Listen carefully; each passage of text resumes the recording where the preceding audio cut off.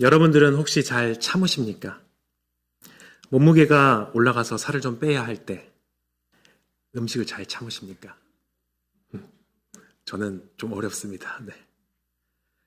또 유명한 맛집을 찾아갔는데 줄이 길게 늘어져 있을 때 그럴 경우에 잘 기다리십니까? 참는 것, 인내하는 것은 사실 우리 삶에 굉장히 익숙한 일이고 특히 또 전통적으로 우리나라에서 참는 것은 좋은 덕목으로 여겨졌습니다. 심지어 우리나라 단군 신화에도 나옵니다. 단군 신화에서 어떤 얘기가 나오죠? 호랑이와 곰이 나오고 100일 동안 동굴에서 쑥과 마늘을 먹으면 참으면 인간이 된다는 거였는데 호랑이는 참지 못하고 나갔고 곰은 참아서 결국 사람이 되었죠.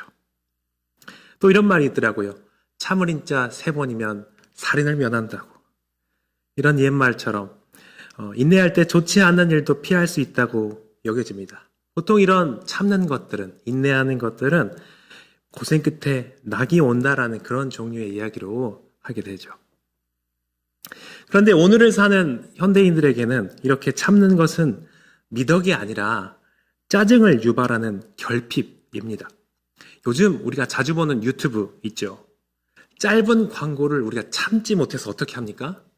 돈을 줍니다. 그래서 그 광고를 보지 않으려고 합니다. 또 우리가 보는 재밌는 그런 유튜브 영상이 좀 길면 볼까 하다가 넘어갑니다. 보지 않죠. 우리는 또 우리가 원하는 물건을 인터넷으로 시켰을 때 내일이면 당장 오는 그런 시대를 살고 있습니다. 이런 요즘에 인내심을 요구하고 참는 것을 요구한다는 것은 굉장히 비합리적인 것을 요구하는 것처럼 느껴질 때가 있습니다. 특히 불공평하고 불합리하게 당하는 상황에서 참는 것은 굉장히 바보처럼 여겨지죠. 그리고 참고 인내하기보다 다른 방법을 찾는 것이 더 나아 보기도 합니다. 그래서 오늘날에 참는 것은 미덕이 아니라 무능력이나 비효율처럼 느껴지기도 하죠. 그런데 야고보 사도는 자신의 서신을 마무리하면서 고난을 당하는 이들에게 다시 한번 참고 기다리라고 하면서 편지를 마무리하고 있습니다. 성경의 이런 요구가 오늘을 사는 우리에게 굉장히 불합리하고 또 답답하게 느껴지는 것 같습니다. 그렇다면 야고보 사도는 왜 이 답답한 상황에 처한 성도들에게 다른 방법을 찾으라고 하지 않고 그냥 참으라고만 했을까요? 그렇다면 성경이 말하는 인내는 과연 어떤 모습일까요? 또 성경은 참으라고 하는데 우리는 왜 이렇게 참는 것이 힘든 것일까요? 우리 오늘 본문을 통해서 함께 살펴보겠습니다. 이제 야고보서도 이제 거의 끝을 향해서 가고 있습니다. 우리가 처음 야고보서를 시작할 때 고난을 당한 성도에 대해서 이야기하기 시작했죠. 그리고 중간 부분부터 교회 내 여러 가지 문제들, 아주 실제적인 문제들을 야고보 사도가 다루면서 그들이 두 마음이 아니라 신앙의 온전함에 이르도록 그들을 권면했습니다. 그리고 이제 5장에 이르게 되면 다시 고난의 문제를 다루게 됩니다. 당시 성도들은 우리가 저번 주에 다룬 것처럼 많은 땅을 가진 대지주들에 의해서 부당하고 억압당하는 일을 겪고 있었습니다. 그리고 이를 어떻게 해결할 수 있는 방법이 없었습니다. 그래서 이들은 하나님께 울며 기도하고 하나님의 개입하심을 구하고 있었습니다. 이렇게 고난당한 성도들에게 야고보 사도가 하는 권면은 바로 참고 기다리라 입니다. 또 그냥 기다리라는 것이 아니라요. 그들이 잘 되는 것을 부러워하지 말라고 하고 그들처럼 되려고 하지 말고 우리 주님께서 악인을 심판하시고 의인을 구원하실 날을 기다리라고 합니다. 야고보 사도는 이런 이들에게 성도들에게 권면하면서 선지자들의 고난과 오래 참음을 보라고 말합니다. 여러분 우리가 생각해보면 구약의 선지자들이 왜 고난을 당했을까요? 세례 요한이 왜 고난을 당했습니까? 선지자들이 당하는 고난은 사실 그들이 올바른 말을 했기 때문입니다. 그들이 옳았기 때문입니다. 선지자들이 조용히 하거나 사람들이 좋아하는 말을 했다면 그런 말들만 했다면 그들은 환영받고 존중받았을 것입니다. 그러나 그들이 고난받았던 것은 그들이 옳은 말을 했기 때문입니다. 옳았기 때문이죠. 이 땅에서 신자는 이렇게 옳지만 잘못한 것이 없지만 고난을 당하는 일을 겪게 됩니다. 그럴 때 우리는 억울하죠. 서럽습니다. 내가 잘못하지 않았는데 옳기 때문에 잘못한 게 없음에도 불구하고 당하는 고난은 우리를 답답하게 만듭니다. 또 내가 행하는 이 모든 일들이 하나님을 위해서 참고 행하는 모든 선들이 아무런 소용이 없는 것처럼 느껴지기도 합니다. 이때 우리들은, 그리고 이 야고보서를 받은 이 청중들은 이렇게 생각하게 되죠. 대체 하나님은 어디 계시는가? 하나님이 정말로 살아계시다면 나를 이런 굴욕과 슬픔과 억울함 속에 내버려 두실 수 있는가? 하나님은 이렇게 답답한 나를 왜 만나주시지 않는가? 라는 물음이 생깁니다. 약속의 말씀은 분명히 있습니다. 그러나 그 말씀이 이루어지는 것이 더딘 것 같고, 하나님이 내 기도를 들으신다고 하지만 그 응답은 없는 것 같고, 과거에는 그렇게도 선명하시고 분명하셨던 분이, 정말로 살아계신 것 같았던 그분이 지금은 그분의 나타나심이 전혀 느껴지지 않을 때 우리의 기다림은 참으로 어렵고 답답합니다. 더 어려운 점은요, 이렇게 하나님을 바라며 참고 기다리는 자를 세상은 바보라고 부릅니다. 하나님이 어디 있냐? 하나님이 갚아주신 것이 어디 있냐라고 말하며 우리를 조롱하고 놀리죠. 직접적으로 말하지 않더라도 은연중에 그들의 생각 속에서 드러나게 됩니다. 그러나 야고보 사도는 여기에 이렇게 대답합니다. 하나님께서는 반드시 오실 것이고 이 모든 억울함을 아시는 분이 이 약한 자들을 반드시 심판하실 것이라고요. 그러면서 야고보는 우리에게 욥을 보라고 합니다. 여러분, 욥은 아무런 잘못이 없었습니다. 그는 의인이었습니다. 그런데 하루아침에 자식을 잃고 재산을 잃고 건강을 잃었습니다. 친구들은 와서 위로하는 척하면서 오히려 네가 뭔가 잘못했으니 이런 일이 생긴 것이 아니냐 라며 정죄했습니다. 욥은 하나님께 묻고 따지고 울부짖었습니다. 그 답답함과 억울함이 얼마나 깊었는지 우리가 욥기를 보면 그것을 볼 수 있죠. 그런데 주님께서는 결국 끝내 욥을 만나주셨습니다. 그리고 욥의 억울함을 알아주셨습니다. 욥기의 마지막을 보면 하나님께서 욥의 친구들에게 이렇게 말씀하십니다. 너희가 욥처럼 옳게 말하지 못했다 하시면서 욥의 편을 들어주십니다. 그리고 욥이 잃었던 모든 것을 갑절로 돌려주셨습니다. 자녀도, 재산도, 건강도. 욥이 그 긴 고난의 시간 동안 억울하게 잃었던 모든 것을 하나님은 기억하고 계셨고 단 하나도 그냥 지나치지 않으셨습니다. 야고보 사도가 그런 고난 속에서 참고 기다리는 우리에게, 그런 청중들에게 말하고 싶었던 것은 바로 이것입니다. 주님은 욥을 잊지 않으셨습니다. 그리고 우리도 잊지 않으실 것입니다. 우리가 고난 속에서 흘린 눈물 한 방울도 잊지 않으실 겁니다. 억울하게 삼킨 말 한마디도, 아무도 알아주지 않는 것 같아도 묵묵히 버텨온 그 하루하루도 주님은 단 하나도 잊지 않고 기억하십니다. 마지막 날 그분은 우리가 이 땅에서 잃은 것들을 이 땅이 줄 수 있는 것과는 비교할 수 없는 영원한 것으로 갚아주실 것입니다. 욥이 이 땅에서 갑절로 받은 것은 놀라운 일이었지만 우리가 마지막 날 받게 될 것은 그것보다 훨씬 크고 영원할 것입니다. 썩어 없어질 것이 아니라 영원히 빛나는 하늘의 것으로요. 그러니 지금 이 고난이 아무런 소용이 없어 보여도, 이 기다림이 너무나 길어 보여도 결코 헛되지 않습니다. 주님은 반드시 오실 것이고 우리의 인내를 반드시 알아주시며 갚아주실 것이기 때문입니다. 그런데 우리가 이 땅에서 참고 기다림에 대해서 우리가 오해하지 말아야 할 것이 있습니다. 우리는 가끔 참고 기다리는 것을 상황에 순응하고 수동적으로 견디기만 하는 것을 인내라고 생각합니다. 그런데 오늘 본문에서는 참다, 오래 참다, 인내하다라는 두 가지 단어가 있는데요. 이거는 헬라어로서 구분되는 두 단어입니다. 마크로티미아라는 단어하고 휘포모네라는 두 가지 단어가 있습니다. 이 둘은 비슷하게 사용되지만 조금 뉘앙스가 다르게 보입니다. 마크로티미아는 기다림으로 사용될 수 있지만 좀 더 적극적으로, 능동적으로 참아주다, 용납하다라는 태도를 그런 것을 의미합니다.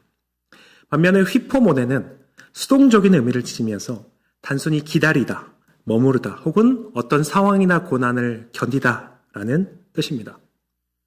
그러니 오늘 본문에서 인내는 단순히 억지로 그 자리에서 있는 것만을 가리키지 않습니다. 인내에는 능동적 태도의 인내가 있고 수동적 태도의 인내가 있다는 것을 보여줍니다.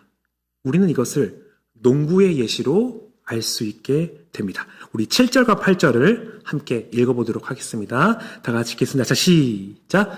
그러므로 형제들아.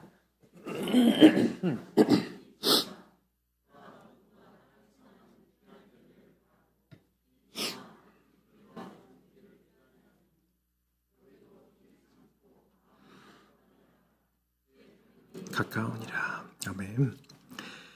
오늘 본문에서 농부가 귀한 열매를 바라며 찾는다고 말합니다. 농부가 귀한 열매를 얻기 위해서 지금도 그렇지만 당시에는 비가 더더욱 필수적이었을 것입니다. 제가 얼마 전에 농사를 짓는 집사님의 말씀을 들었는데 정말로 중요하더라고요. 그렇다고 해서 비가 오지 않는다고 해서 농부들이 그러면 그냥 하늘만 보고 있을까요? 그렇지 않겠죠.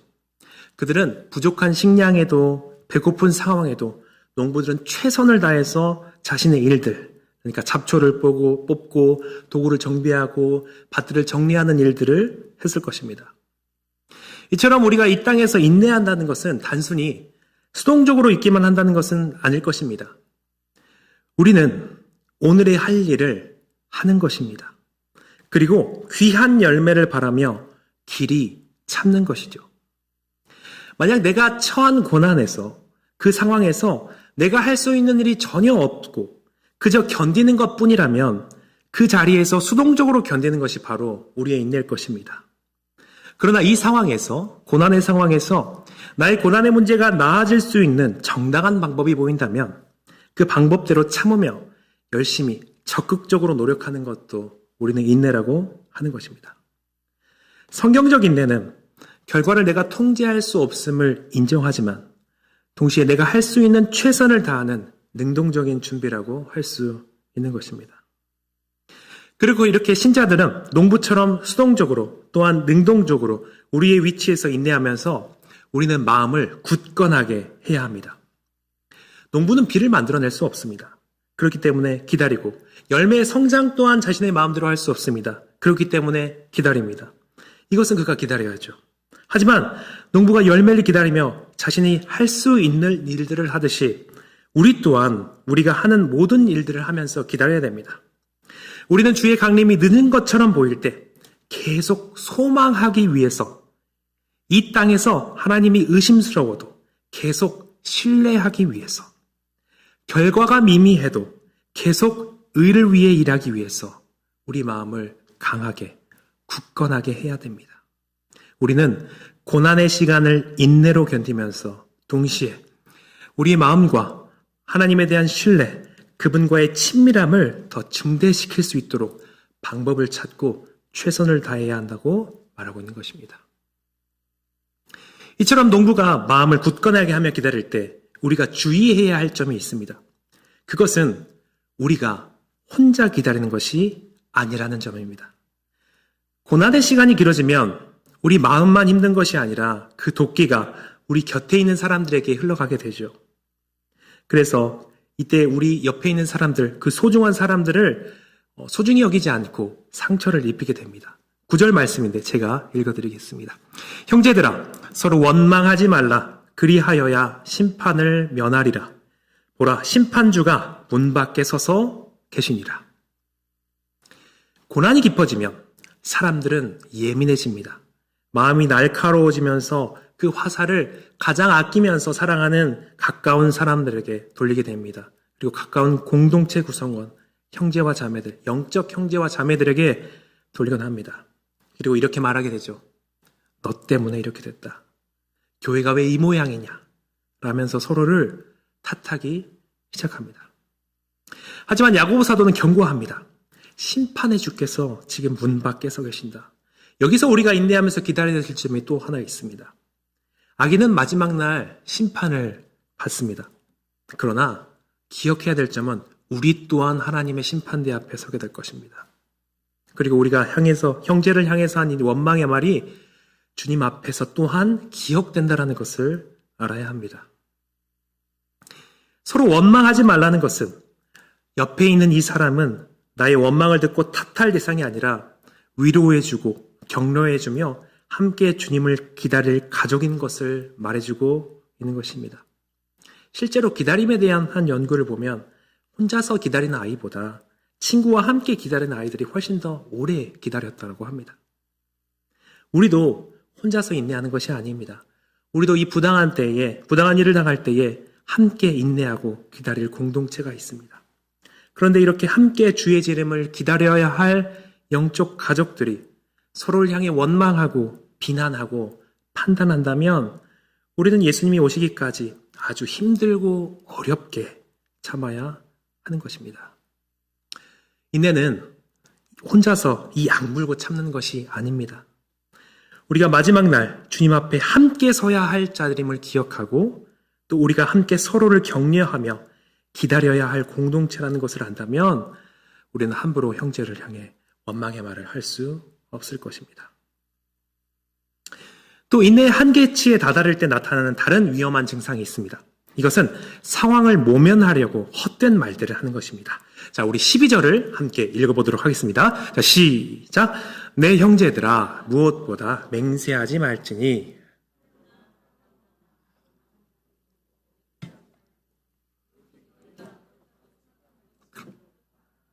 아니라고. 정죄의 받음을 면하라. 아멘. 여러분, 왜 갑자기 인내를 말하다가 맹세하지 말라고 할까요? 어떤 학자들은 이 부분을 아예 따로 떼어서 그냥 맹세에 관한 부분으로 다뤄야 한다고 합니다. 그런데 헬라어 구문을 보면 이것은 분명히 인내의 그 맥락에서 다루어야 한다는 것을 알게 되는데요. 이것은 아마도 그리스도인이 정직함, 진실성에 대해서 말하는 것 같습니다. 예수님이 맹세에 대해 말씀하신 것처럼 그리스도인은 세상이 볼 때 맹세가 필요 없을 정도로 진실해야 한다는 것을 말씀하십니다. 그런데 사람이 고난이나 위기에 처하면 상황을 빨리 모면하기 위해서 임기응변으로 거짓말을 하거나 맹세를 하는 경우가 있죠. 우리가 아이들을 보면 알 수 있잖아요. 고난이 너무나 심해지거나 상황이 급박해지면 사람들은 상황을 모면하거나 자신을 증명하기 위해서 이렇게 말하곤 합니다. 내가 하늘을 두고 맹세하는데 절대로 안 그랬다. 혹은 부모님을 걸기도 하고요. 자신이 소중하게 여기는 것들을 걸기도 합니다. 그리고 베드로가 예수님을 부인할 때 바로 이 모습을 보여주죠. 베드로는 예수님이 잡혀가실 때 따라가서 그곳에서 자신이 예수님의 제자라는 것을 들키게 됩니다. 그때 베드로는 어떻게 하죠? 예수님을 모른다고 하면서 저주하며 맹세하면서 그 상황을 모면합니다. 이런 식으로 하지 말라는 겁니다. 그리스도인들은 정직성과 진실성을 고난 중에서도 지켜야 한다는 것입니다. 상황을 모면하기 위해서 맹세하는 것이 아니라 그저 하나님 앞에서 예할 것은 예하고 아니오 할 것은 아니오 해야 합니다. 나의 위기와 고난을 맹세로 풀려 하지 말아야 합니다. 왜냐하면 모든 것을 아시는 주님께서 곧 오실 것이기 때문입니다. 그런데 여러분, 사실 이 기다림이라는 것이 말처럼 쉽지가 않습니다. 그렇다면 왜 우리는 주님이 곧 오신다는 것을 알면서도 자꾸만 원망하게 되고 거짓말이나 과한 말을 하면서 상황을 모면하라고 애를 쓸까요? 우리는 보통 이럴 때 자책을 합니다. 아, 나는 왜 이렇게 의지가 약할까? 신앙생활을 이렇게 오래 했음에도 불구하고 왜 이렇게 나는 굳건함이 없을까 하면서 자책합니다. 하지만 우리가 이렇게 참는 것을 힘들어하고 자꾸 흔들리는 것은 사실 우리의 의지의 문제가 아닙니다. 의지가 부족해서가 아닙니다. 그 마음 깊은 곳에서는 사실 더 다른 근본적인 이유가 있습니다. 오늘 본문을 가만히 보면요. 야고보 사도는 우리를 보고 의지를 더 불태우라고 다그치지 않습니다. 대신 농부를 보라고 하고요. 욥을 보라고 합니다. 그리고 결정적으로 가장 자비하시고 긍휼히 여기시는 주님을 보라고 말합니다. 이것이 무슨 뜻일까요? 인내라는 것은 내 인격과 의지의 문제가 아니라 하나님의 성품을 신뢰하는 문제라고 하는 겁니다. 참 흥미로운 지점이 하나 있는데요. 인간의 마음을 연구하는 현대 심리학에서도 이런 성경의 원리를 볼 수 있는 것 같습니다. 우리가 잘 아는 마시멜로 테스트라는 게 있습니다. 마시멜로 테스트는 뭐냐면 아이에게 지금 마시멜로를 하나 먹을 건지 아니면 조금 기다려서 2개 먹을 건지 묻는 실험입니다. 그러니까 지연 만족을 말하는 건데요. 참으면 더 좋은 것을 받는 것을 실험하는 겁니다. 그래서 참고 기다리면서 자기 조절 능력을 보는 시험인데, 그래서 이 연구의 결과가 우리가 어떻게 알게 됐냐면 이렇게 참고 기다리는 친구들이 더 사회적으로 성공할 확률이 높다, 이렇게 결론이 나게 되었습니다.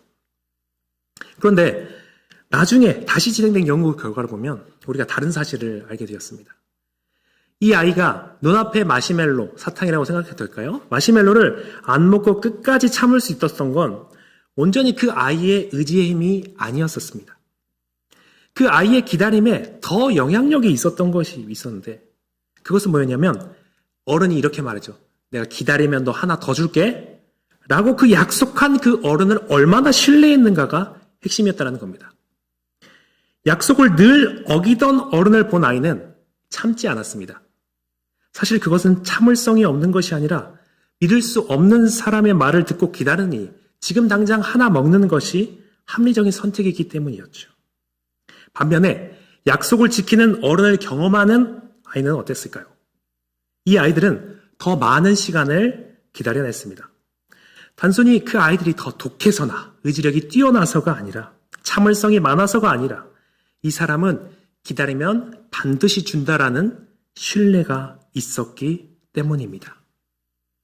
그 아이들에게 기다림은 막연한 고통이 아니라 분명히 주어질 더 큰 기쁨을 향한 설렘이 되었던 것입니다.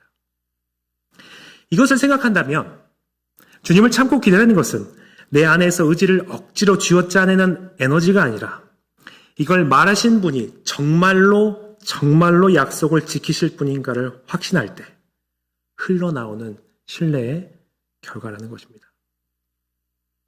우리가 이 답답한 고난 속에서도 헛된 맹세를 하지 않고 정직하게 버틸 수 있는 힘이 어디서 나올까요? 우리의 결단력이 아닙니다. 나를 기다리게 하시는 하나님이 정말 믿을 만한 분인가에 대한 확신에서 나옵니다. 그래서 야고보는 우리의 인내의 마지막의 근거로 하나님의 성품을 제시하는 겁니다. 우리 11절을 함께 읽어보겠습니다. 자, 시작! 보라, 인내하는 자를 우리가 복되다 하나니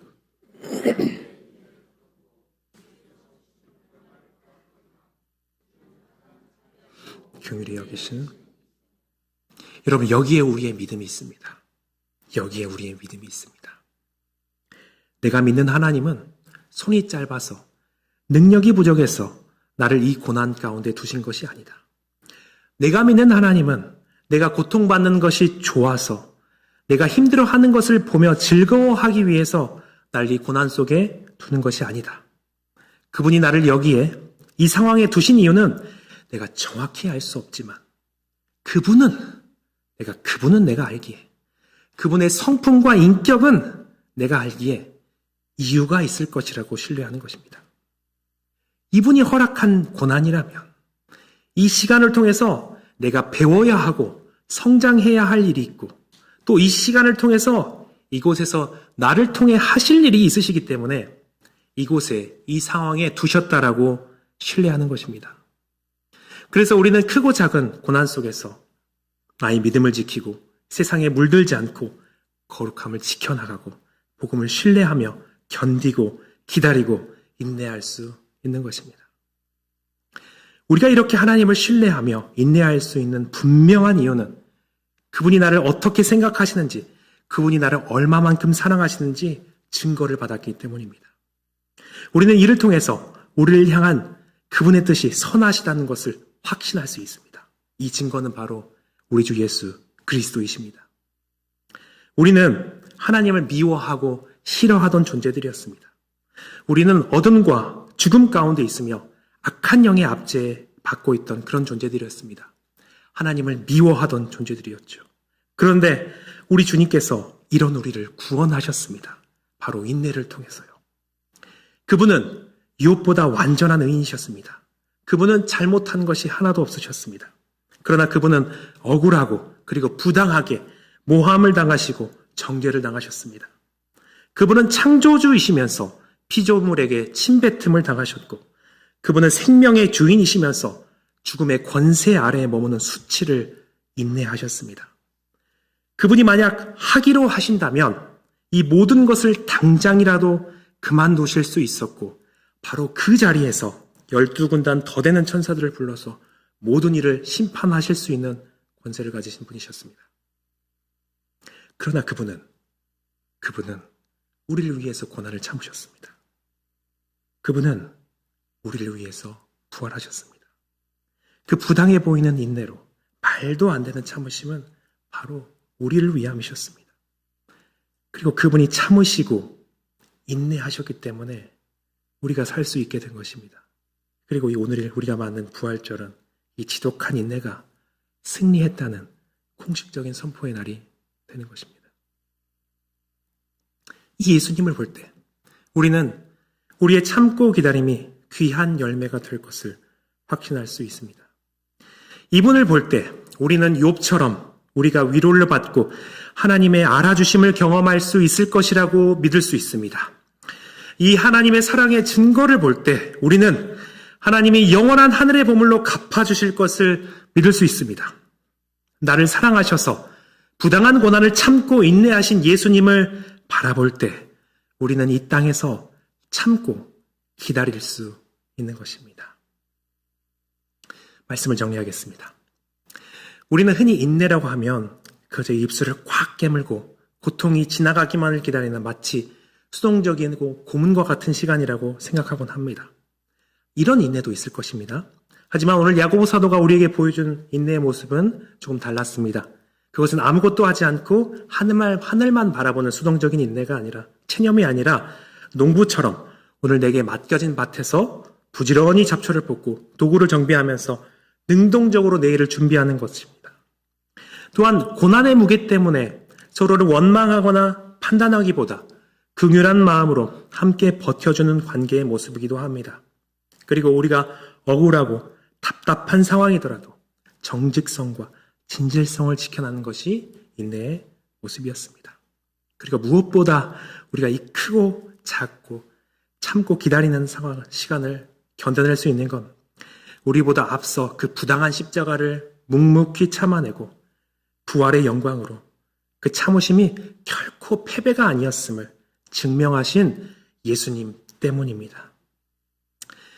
그분의 부활은 오늘 우리의 인내가 결코 헛수고가 아니라는 것을 증명하는 가장 확실한 증거입니다. 이 승리의 확신이 있기에 우리는 비로소 참는 자가 복되다는 그 약속을 막연한 위로가 아니라 사실을 믿고 오늘을 살아낼 수 있는 것이죠. 사랑하는 동역자 여러분, 우리가 지금은 인내하는 것이 너무나 힘들고 어려울 수 있습니다. 그런데 우리가 지금 어른이 되어서 과거 어릴 때를 생각하면 이때 참 이랬으면 좋았겠다, 혹은 야 이때 이렇게 해서 참 잘했다 라고 생각하는 경우가 있죠. 근데 그런 것처럼 우리가 지금은 힘들고 견뎌야 하는 이 일이 나중에는 아쉬움이 될지도 모릅니다. 우리가 그렇게 고대하는 마지막 날이 왔다고 생각해 보십시오. 그렇게 희미하게 보이던 것들이 분명해지고 우리가 하나님의 영광을 실제로 보고 천사들을 실제로 보고 먼저 간 믿음의 선배들과 예수님을 마주하여 보게 될 바로 그때에, 그리고 우리가 주의 심판에서 칭찬과 상주심으로 기뻐할 때에 우리는 아마도 한편으로 아쉬워할지도 모릅니다. 내가 그때 조금만 더 참을걸. 내가 하나님께서 이렇게 칭찬하시고 알아주실 걸 안다면 내가 조금만 더 열심히 할걸. 내가 괴로워하는 것이 아니라 그때 오히려 소망을 가지고 기뻐할걸. 이런 말을 하지 않을까요? 그리고 내가 왜 그때 이런 작은 것으로 괴로워했는가? 내가 왜 이 하찮은 일들로 주님의 말씀을 저울질하면서 고민했는가? 이런 생각을 하지 않겠습니까? 그러니 여러분, 혹시 지금 고난을 당하시는 성도님들이 계십니까? 이 고난이 끝날 것 같지 않아도 반드시 끝이 납니다. 혹시 억울한 상황에 처한 분이 계십니까? 주님께서 반드시 공정하게 심판하실 것입니다. 혹시 끝없는 일들에 주님께 순종하며 인내하시는 분이 계십니까? 주님께서 마지막 날 크신 자비하심과 긍휼하심으로 올바르게 대하실 것입니다. 그분께서 우리의 기다림을 알아주실 것입니다. 그리고 그분께서 우리의 참음을 칭찬하실 것입니다. 그러니 우리 모두 우리의 삶을 오래 참고 주님을 기다리며 성실하게 살아가기를 예수님의 이름으로 축복합니다. 우리 말씀을 생각하시면서 함께 기도하시겠습니다. 두 가지 기도 제목 가지고 기도할 텐데요. 첫 번째 기도 제목은 우리 고난 중에도 마음을 굳건히 하여 욥의 결말을 주신 그 선하신 하나님을 의심치 않고 인내의 복을 누리게 해달라고 기도하시고요. 두 번째로 기도하실 때 부활의 승리를 확신하며 서로 원망하지 않고 각자의 삶의 자리에서 오래 참으며 주님을 기다리게 해달라고 함께 기도하시겠습니다. 또 그리고 말씀을 들으시면서 생각나는 것들을 위해서 우리 함께 기도하겠습니다. 함께 기도하시겠습니다. 살아계신 하나님 아버지, 주님께서 우리를 사랑하여 주셔서 주님의 은혜 가운데 주님의 자녀 삼아주신 것을 우리가 고백합니다. 하나님, 특별히 부활절을 맞아서 주님 참으로 인내하신 그 주님을 기억하며 그 주님을 묵상합니다. 주님께서 그렇게 인내하시면서 우리에게 구원을 주셨던 것처럼 하나님 아버지, 우리가 이 땅에서도 그 부활하신 그 주님을 바라보며 승리하신 그 주님을 바라보며 고난과 인내를 참으면서 살아갈 수 있도록 하여 주시옵소서. 하나님 아버지, 지금 이 땅에서 바라볼 때에 사람들은 우리를 바라보며 바보라고 하고 멍청이라고 할 수도 있습니다. 주님, 또한 우리가 이렇게 열심히 노력하는 것이, 열심히 살아가는 것이 아무런 소용이 없는 것처럼 느껴질 때도 있습니다. 주님, 이런 우리에게 소망을 부어주시옵소서.